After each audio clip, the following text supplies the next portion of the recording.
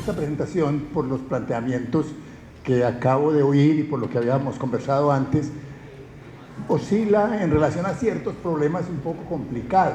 Uno es el de la nación. ¿Qué quiere decir construir nación y para qué se construye nación? Cuando los hombres de la independencia en Colombia en 1810 hicieron la independencia, no se les ocurrió construir nación. Y usaron más bien otro término. Ellos querían construir una república popular, querían construir un estado en el cual hubiera una ciudadanía general, y eso era un cambio en relación con la situación española. Colombia no existía en 1770-1780. Entonces, en Colombia, cuando vivíamos aquí bajo el dominio español, no éramos colombianos. Teníamos, la nación para muchos, era España. Cuando uno mira los documentos de los jefes de la independencia, por ejemplo, de Camilo Torres, habla de nosotros, los miembros de la nación española. Camilo Torres y todos los líderes de la independencia sentían como españoles, y si acaso algunos de ellos sentían además como miembros de una región. Y esto nos plantea ya la otra palabra que en cierta manera entra en tensión con la de nación, que es la de región. En Colombia esas dos palabras tienen cierta tensión que ahora trataré de mencionar. De todas maneras, cuando se hace la independencia, lo que los dirigentes quieren hacer es establecer una organización política basada en el derecho de las personas a participar en las decisiones públicas, o sea, en una república. Quieren es vivir en un país que no sea mandado por un rey, sino por los ciudadanos, y quieren establecer la ciudadanía. Esa es, en cierta manera, el primer proyecto que tiene nuestro país, el proyecto de crear una ciudadanía. No era un proyecto fácil, por muchas razones. En primer lugar, porque ¿quiénes pueden ser los ciudadanos? Para los españoles criollos, para los descendientes de los españoles como don Camilo Torres, que hablaba a nombre de nosotros, los descendientes de don Pelayo, o sea, los descendientes de los conquistadores, los posibles ciudadanos eran esencialmente los descendientes de los españoles, no eran ni los indígenas, ni los esclavos, ni los descendientes de los esclavos. Ellos pertenecían a otro mundo, a un mundo que no iba a tener representación. Entonces, cuando la Constitución de 1811, cuando el Pacto Constitucional Federal de 1811 dice que va a haber que crear una unidad entre las diversas regiones de Colombia para enfrentarse a España, dice esa unidad será entre nosotros los miembros de la nación española, y no queremos quitarle derechos a los indígenas, pero los dejaremos con plena autonomía y todos sus derechos en su imbecilidad tradicional. Es decir, la idea es que la nación, mejor dicho, la nación no es el problema que se plantea. Lo que se plantea es otra cosa diferente, es cómo establecer una república. Y así dura esto más o menos hasta 1850. Hay textos ocasionales en los cuales se usa la palabra nación, pero casi siempre es en alusión a otro tipo de estructura política, y no a la estructura política de la Nueva Granada, porque la Nueva Granada no era una nación. Aquí no había nada que nos uniera claramente. Una persona que nacía en Pasto o en Popayán podía sentirse de la misma nación que el señor de Quito o que el señor de México. Era parte de la nación española, y si era blanco, era parte de la nación española. Si blanco o eventualmente mestizo, pero si era un indígena no era de esa nación. Y solo a finales a mediados de siglo empieza a surgir el problema de la nación. ¿Por qué? Porque el primer problema que tuvieron que enfrentar los hombres de la independencia fue, bueno, si creamos una república, ¿cómo vamos a gobernar? ¿Y quién va a gobernar y con qué derechos? Entonces había dos posibilidades. Una, que los derechos se heredaran de las estructuras políticas españolas. Aquí había habido una real audiencia en Bogotá y cabildos, consejos municipales en 14 o 15 municipalidades: Bogotá, Cartagena, Santa Marta, Santa Fe de Antioquia, Pasto, Popayán, Cali, Socorro, Rosario de Cúcuta. Allí había habido cabildos y en Bogotá había habido una real audiencia. Y en Bogotá pensaron que porque allá había estado el virreinato y la real audiencia, eso le daba el poder y el derecho a Bogotá de que si desaparecía el poder del rey y el pueblo colombiano recuperaba la soberanía, entonces lo lógico era que gobernara Bogotá. Pero eso no le pareció a la gente de otras regiones de Colombia, no le pareció a los de Cartagena, ni a los de Santa Fe de Antioquia, ni a los de Socorro, y más bien dijeron, no, ¿cómo así? ¿Por qué va Santa Fe de Bogotá a alegar la herencia precisamente de un rey que ya no manda? Eso no le da ningún derecho a Bogotá, y lo que tenemos que crear es un acuerdo entre todos los consejos, los cabildos, para gobernar, un acuerdo federal. Y entonces comienza ese famoso conflicto que dura mucho, se vuelve armado en los primeros años, hay guerras civiles. Bolívar, por ejemplo, se tomó a Bogotá y derribó el gobierno de Bogotá porque Bolívar venía en representación de los federalistas contra el gobierno de Manuel Bernardo de Álvarez en Bogotá después de Nariño, y lo derribó y lo tumbó porque las demás regiones del país no querían obedecer a Bogotá. Ese problema se mantuvo a lo largo de los años siguientes. Las constituciones debatieron cómo va a ser la organización. La Constitución de Cúcuta, que no usa prácticamente la palabra nación para nada, dice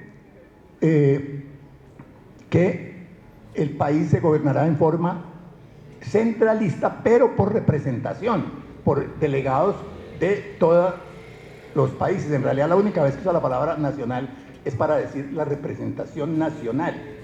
En Bogotá habrá un congreso y hay un presidente que es parte de la representación nacional, que es escogido por todas las regiones y va a gobernar sobre todos. En realidad hubo una transacción temporal en la que hasta los federalistas aceptaron tener este gobierno central porque había unas urgencias de tener una gran unidad, porque todavía podía haber riesgos de guerra y había todavía algo de guerra contra España que había que terminar. Ya en 1839 tuvimos la primera guerra civil derivada precisamente de este enfrentamiento. Muchos dirigentes regionales en Popayán, en Pasto, en Antioquia, en Socorro, se rebelaron contra el gobierno nacional y decretaron que ellos eran jefes supremos de sus regiones. Y esa se llamó la Guerra Civil de los Supremos, precisamente porque eran los que se declaraban jefes supremos contra un gobierno centralista. Y en cierta manera, lo que descubrieron rápidamente los que estaban gobernando el país era que no era muy fácil establecer un gobierno que fuera obedecido en todo el territorio colombiano. Y eso llevó a buscar soluciones diferentes. En 1853 la Constitución decidió que, bueno, para poder tener verdadera representación nacional, tal vez había que pensar en términos de quién tenía derecho a votar. Y dijeron, no, este cuento de que solamente votan los que tengan plata y los que sepan leer y escribir, que era lo que decía la Constitución de Cúcuta. En Cúcuta el derecho de voto se reservó a los que tuvieran más de cierta renta y tuvieran una propiedad y supieran leer y escribir. Ese derecho en el 53 se dijo que lo tenga todo el mundo. Y incluso la emoción de dar el derecho de ciudadanía a todos creció hasta el punto de que en una provincia colombiana, en la provincia de Vélez, la constituyente de Vélez le dio el derecho de voto a las mujeres. En 1855 la Constitución de Vélez dijo, las mujeres también tienen derecho a votar. Nunca votaron, porque alguien demandó esto ante la Corte Suprema, y en la Corte Suprema dijeron que eso no era una ley legítima, porque creaba desigualdades, porque si las mujeres de Vélez podían votar, iban a ser desiguales a las mujeres, iban a tener unos derechos desiguales que no tenían las mujeres de Cartagena o las mujeres de Bogotá, que no tenían derecho a votar, y que no se podía crear ese derecho desigual. A la Corte no se le ocurrió pensar que para que las mujeres de Vélez no tuvieran derechos desiguales, todas las mujeres debían tener derechos desiguales, pero entonces anuló la Constitución de Vélez y nunca se aplicó. y las mujeres vinieron a tener el voto 103 años después, en 1957, votaron por primera vez en el plebiscito en diciembre del 57. Pero ese derecho de que todos pudieran votar los varones del año 55 no duró mucho, se volvió a eliminar y siguió durante todo el siglo XIX funcionando un sistema en el que el derecho a votar era un derecho de algunas personas solamente. Desde 1936, en 1936 fue cuando se aprobó por primera vez el derecho al voto universal masculino en todas las elecciones. Ya venía en algunas elecciones desde el año 86, pero en el 36 se extendió a la elección presidencial. Entonces,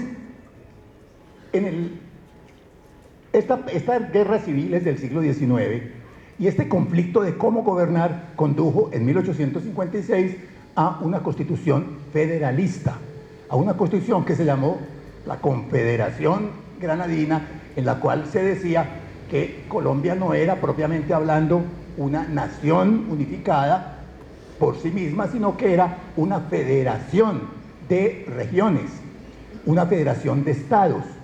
Y esa Confederación Granadina se extendió todavía a unas formas más precisas en la Constitución de 1863, después de una guerra civil, la Constitución de Río Negro, que reconoció el federalismo. Y aquí surge uno de esos problemas de la mentalidad política general del país.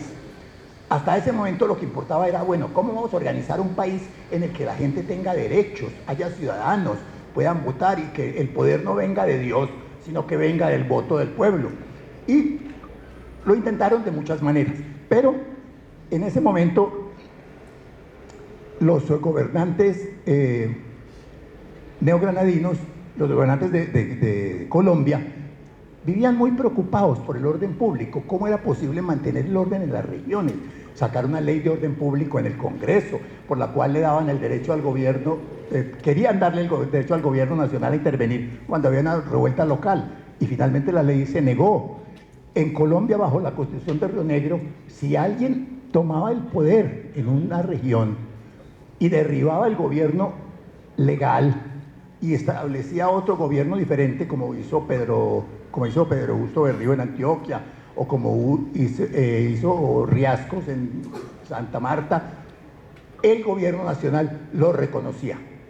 Decían, yo no me puedo meter, el gobierno nacional no tiene ningún derecho a intervenir en los conflictos del pueblo, de cada región, porque la región es la unidad política primera, soberana, es la que manda, y la nación, el gobierno, el Estado nacional es una unidad derivada. Lo que importa es la original, que es la que da poder. El primer presidente que en cierta manera empezó a protestar contra esto fue Manuel Murillo Toro. En el discurso del 20 de julio de 1872 dijo, es que tenemos que buscar algo de orden mediante una unidad nacional mayor. Lo que importaba aquí era nación en un sentido muy especial, nación en el sentido de unidad. La palabra nación, recuerden ustedes, quiere decir nacimiento, viene del nacimiento. La nación es esencialmente la idea de que por haber nacido en un determinado lugar, tenemos unas costumbres y unos valores similares. La nación es esencialmente un concepto cultural, más que un concepto político. Existe el Estado, existe la República, son conceptos políticos, pero la nación es la idea de que un pueblo determinado tiene unos valores iguales, unos valores similares, y eso fue lo que se empezó a decir a partir de 1870, decir, mire, es que nosotros hicimos una independencia y ¿qué nos sacamos? Tenemos guerras civiles, no hemos progresado mucho, realmente la economía en 1860 era probablemente más pobre que en 1810, no hemos avanzado, perdimos la independencia, esto fue un error. ¿Y por qué? Pues varios señores, José Manuel Grot, Miguel Antonio Caro y otros dijeron, porque nosotros adoptamos ideas contrarias a lo que tenemos por nacimiento.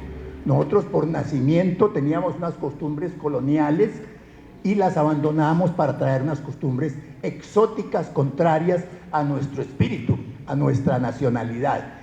Aquí aparece por primera vez la noción de nacionalidad y de nación en el sentido correcto, como la expresión de una unidad de pensamiento y de cultura. Y es pero aparece en una visión bastante conservadora y bastante tradicionalista, porque lo que dicen es que lo que era propio nuestro, dice Michael Antonio Caro, dice José Manuel Grot, era el catolicismo, el lenguaje español, la raza blanca y las costumbres de una sociedad culta que es obedecida por la gente pobre, por el pueblo, etc. Una sociedad jerárquica. Entonces, Caro y estos decían, hay que recuperar esa tradición y hay que abandonar esas ideas que nos trajeron los liberales de creer en el sufragio universal, en que todos los hombres, los individuos tienen derechos a buscar independientemente el bien, como decía don Miguel Antonio Caro. No, la gente no tiene, el bien es el bien común, no es el bien de los individuos. Las personas que buscan el bien individualmente buscan el bien egoísta. El liberalismo es la idea de los egoístas que creen que los ciudadanos, los individuos tienen derechos. Los derechos son de la colectividad, son de la comunidad. Y por lo tanto no hay que reconocer derechos al mal, al error. Como decía Miguel Caro, el error no tiene derechos, el mal no tiene derechos. Y por lo tanto tenemos que luchar, era lo que decía Caro en algunos de sus artículos, para eliminar ese veneno que es el liberalismo de la cultura colombiana. Tenemos que crear hay un primer proyecto de nación, el proyecto de nación de la regeneración, que es el de una nación con los valores tradicionales hispanistas, católicos, y ese se debe imponer al país. Por supuesto, este país era un país muy difícil de gobernar, por muchas razones, y voy a devolverme un poco, y es que este país desde el comienzo fue un país que tuvo una gran cantidad de diferencias entre las regiones. A diferencia de países como Perú o México, en el que había una gran cultura indígena que dominaba sobre el 70, el 80, el 90% del país. En la Nueva Granada, o en Colombia, perdón, en el territorio que como estaban los españoles, había los Chibcha, los Quimbaya, los Tairona, los Catíos, los Quillacingas, los Pastos. Es decir, esto era un país donde había más de 100 comunidades indígenas que hablaban más de 100 idiomas diferentes, y no había ninguna que representara más del 15% de la población, que probablemente era lo que tenía los Chibcha, que era la más grande de todas, la de Bogotá. Era un país sin unidad, lleno de regiones distintas, además con culturas muy diferentes, con costumbres muy distintas. Aquí los indios de la costa, por ejemplo, tenían armamentos con arco y flecha y venenos en la punta de las flechas, mientras que, por ejemplo, los de Bogotá, los Chibcha, que eran mucho más avanzados, no tenían ni arco ni flecha, peleaban con macanas, con palos, y así ocurría. Las diferencias en todo eran grandísimas, en las estructuras políticas, en todo. Era un país lleno de cosas distintas. Y cuando llegaron los españoles, además yo creo que tal vez lo más notable era la gran diferenciación económica. Mientras que los bogotanos, pues los actuales bogotanos, los Chibcha, tenían una economía basada en la papa, en un cultivo venido del sur, del Perú. Toda la zona del Cauca, por ejemplo, tenía una economía basada esencialmente en el maíz, que era un cultivo venido de México, y en segundo lugar de la yuca, que se había extendido desde el Amazonas a través de la costa atlántica y había entrado por los ríos a todo este interior.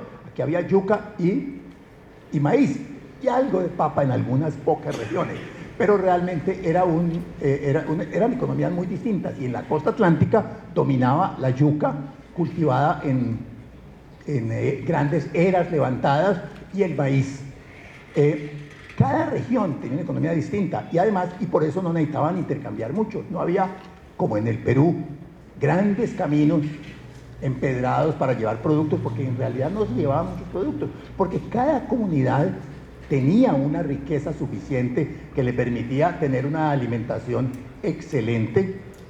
La alimentación de los indígenas colombianos era totalmente balanceada, equilibrada en términos de proteína, a pesar de que no tenían proteína animal casi, y eso se vio cuando llegan los españoles. La alimentación decae radicalmente, la población se vuelve una población mucho más enferma, mueren muchísimos, la población se reduce más o menos a la sexta parte por cuenta de enfermedades y debilidades, y vuelve a crecer lentamente y vuelve a crecer en el siglo XX. Pero hay una indicación que la menciono porque es una indicación un poco anecdótica menor, y es que cuando en el siglo XX empieza a llegar otra vez mucha proteína al país, porque se empieza a importar y a producir mucho arroz, los colombianos crecieron. Los colombianos de hoy, cuando se mira el ingreso al servicio militar o cuando se toman otras medidas que se tomaban en los colegios, etcétera, para las mujeres, son 10 centímetros más altos que los de 1900, porque mejoró la comida, pero son más bajitos que los indígenas de 1500. La alimentación disminuyó, pero los indios tenían pues esta riqueza regional, y esa riqueza regional la adoptaron, se apropiaron los españoles de ella, creando economías muy diferentes.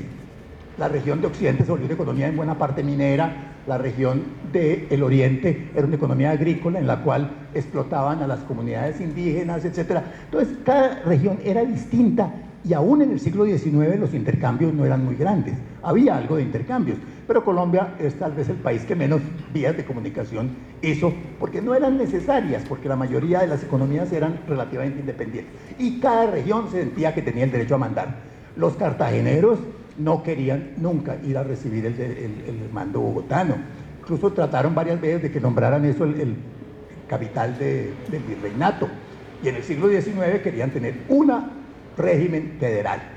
Y lo mismo con muchas otras regiones, porque la economía local era distinta y los grupos dirigentes locales eran bastante autónomos, no dependían del otro grupo, y finalmente, incluso cuando el país se organizó, ¿a quién elegían presidente? Al que le gustara más o menos a todos, no al que le gustara a los bogotanos.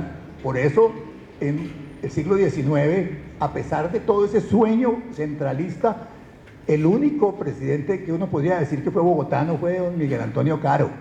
Siempre la gente de fuera impidió que los bogotanos llegaran al poder, excepto cuando llegó Miguel Antonio Caro, que fue porque lo eligió un costeño, don Rafael Núñez.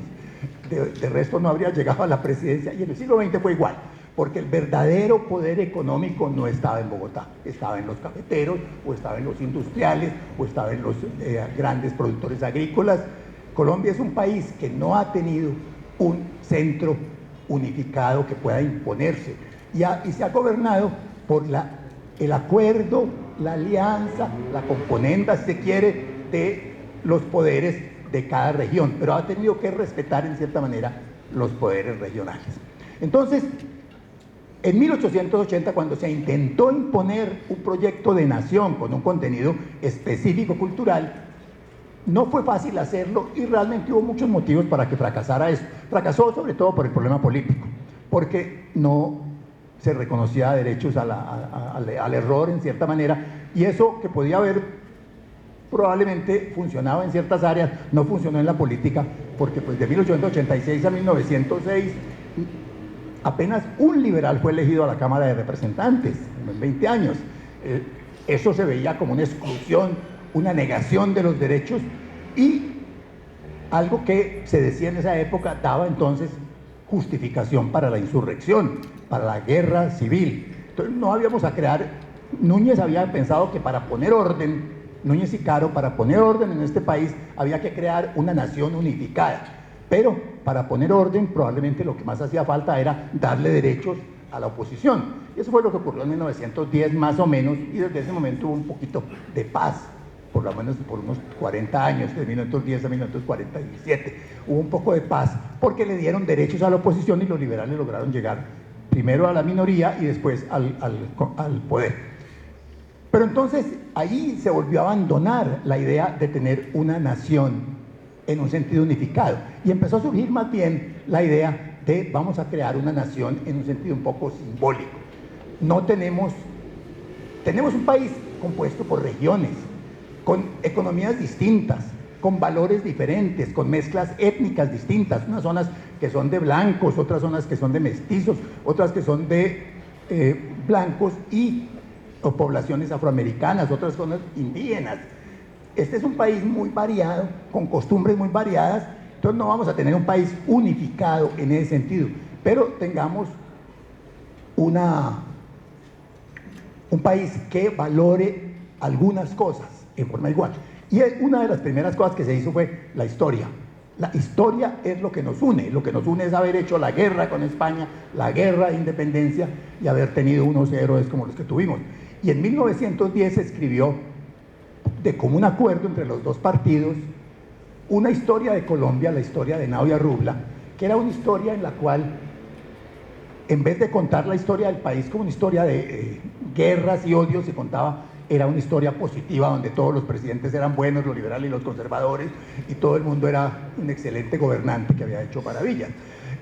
Y así, porque tenemos que enseñarle a los colombianos, decían los dirigentes políticos, a respetar a sus dirigentes y sus tradiciones, respetar a los héroes de la independencia, porque lo que nos va a unir no es que seamos iguales, este es un país lleno de gente diferente, lo que nos va a unir es que tengamos una historia que podamos recordar y celebrar conjuntamente. Entonces la historia se convirtió como en el mecanismo de creación de la unidad nacional. Eso funcionó mucho tiempo, y aquí acelero un poco. En 1960 más o menos, el país había cambiado mucho y en las universidades había una cantidad de profesores más o menos modernos, como Jaime Jaramillo Uribe y otros, que le enseñaban a la gente, empezaban a estudiar la historia en serio y le enseñaban a la gente cosas distintas.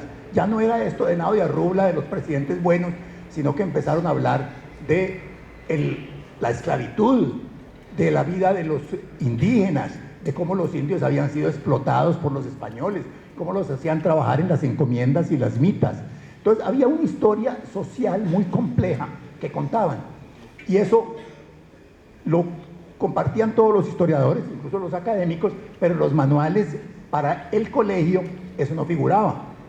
La esclavitud, que era tan importante en la economía colombiana, ni siquiera figuraba en el libro de Henao y Arrubla. Aquí no se decía que la minería aquí había sido hecha con esclavos, cosas de ese estilo no aparecían. Entonces esa historia empezó a contarse, una historia totalmente diferente del país, y entonces era como un país un poco esquizofrénico, que tenía una historia que se conocía en las universidades y otra que se recitaba en los colegios, que era la historia de los héroes y el 20 de julio y de la fiesta del 20 de julio. Entonces esto no funcionaba, y el gobierno, que se dio cuenta de eso en 1984, cambió el programa y dijo, no, hay que enseñar historia, pero la de verdad, la real, no hay que enseñar esta historia imaginaria. Y en cierta manera se perdió o desapareció la historia como evocación de los héroes, y los niños colombianos en los últimos 20 años prácticamente nada han aprendido de esa historia heroica, y tal vez de la otra tampoco, pero de todas maneras el gobierno quería que se enseñara una historia seria y empezaron a tratar de escribir. Bueno, lo que quiero decir es que en ese momento había una incertidumbre cultural muy grande en el país. La gente colombiana en 1885 se sentía colombiana. Yo creo que muchos sí, pero ¿qué era sentirse colombiano? La mayoría se sentían colombianos cuando los insultaban en el exterior, cuando les quitaban el pasaporte verde y les decían, es que usted viene de ese país de mafiosos o de exportadores de droga o de guerras o de muertos.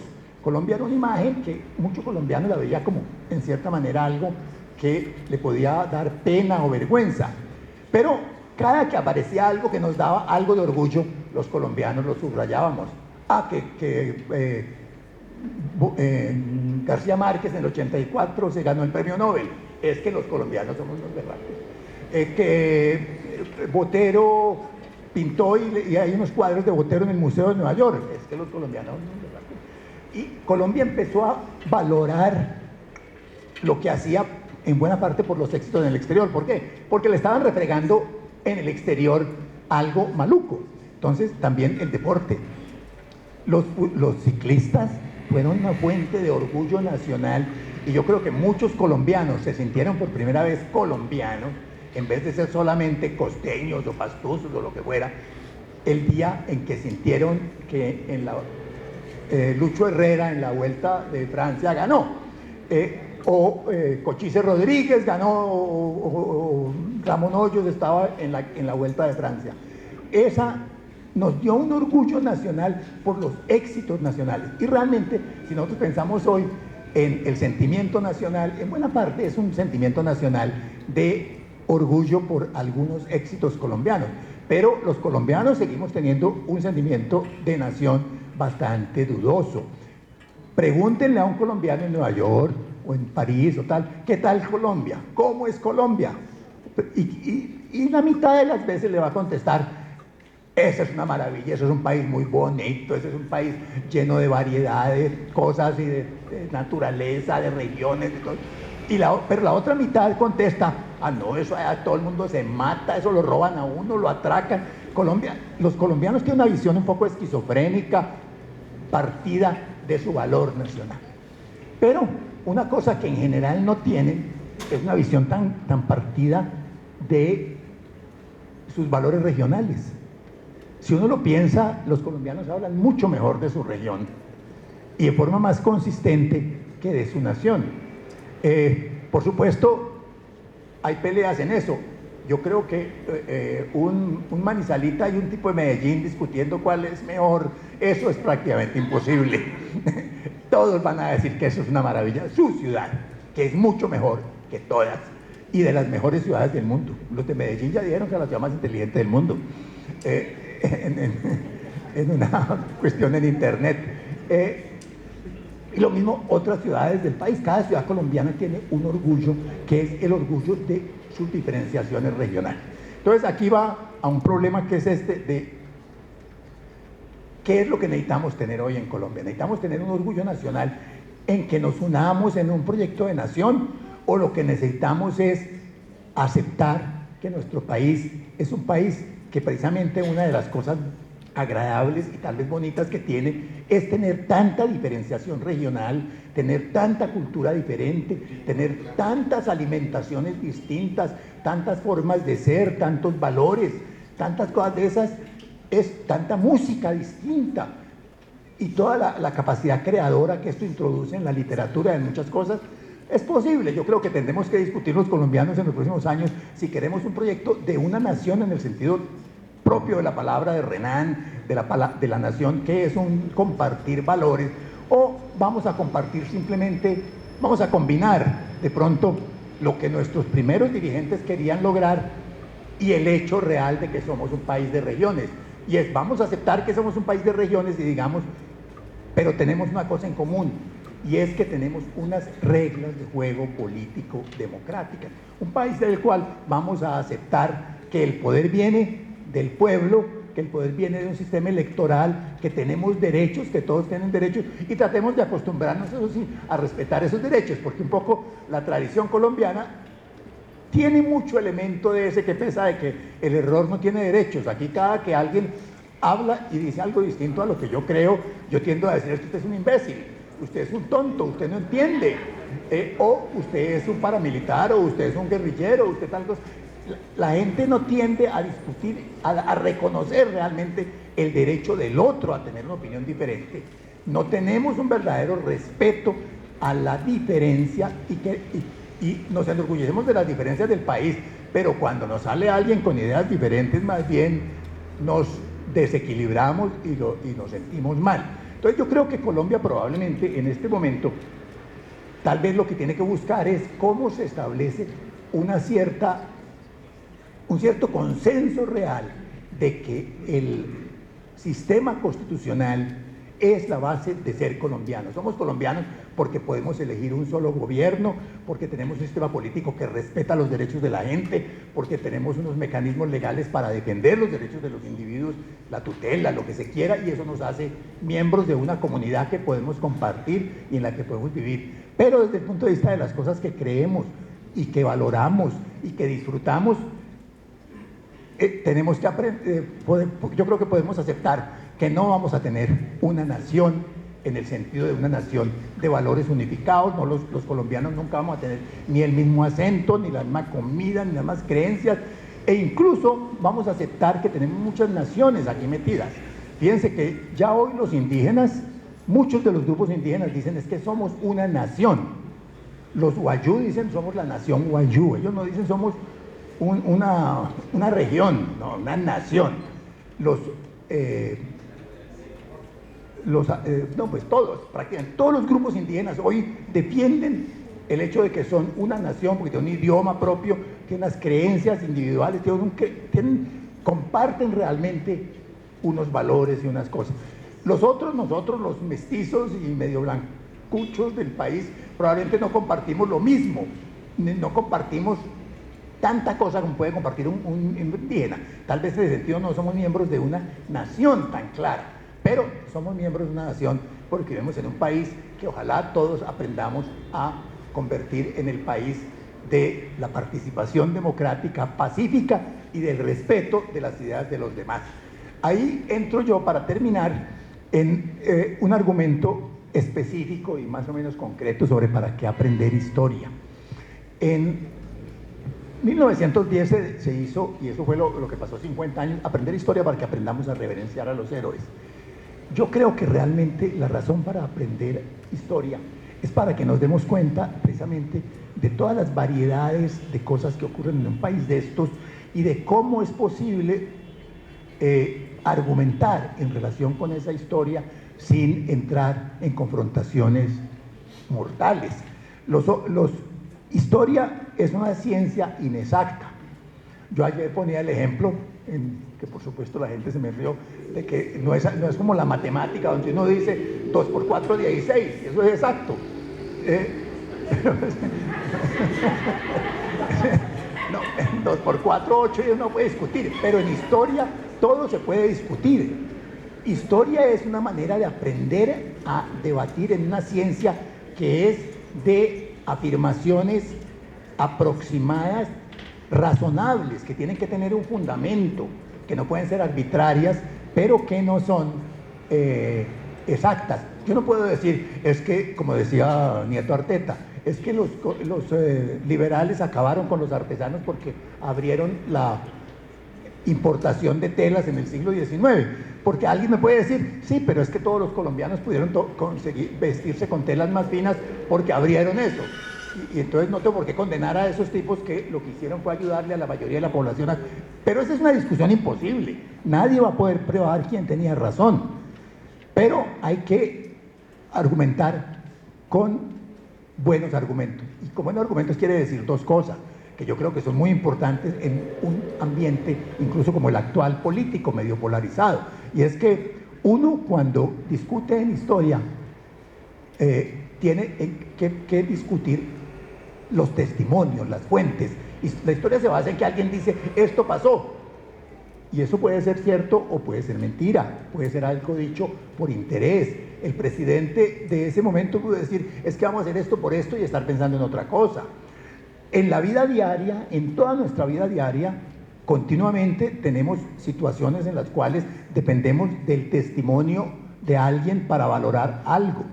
En la historia, en la ciencia social, en la política, en la sociología, en la economía. Nadie sabe exactamente qué va a pasar el día que nos suban el IVA a toda la comida. Hay gente que dice que eso no va a afectar sino a los ricos, que son los únicos que compran comida.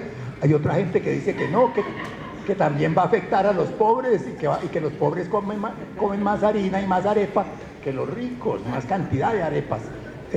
Porque son muchos más, son el 90%, el estrato 6 es el 5% de la población. Pero eso son discusiones políticas, son discusiones aproximadas que no se pueden basar en una de deducción como la de las ciencias exactas.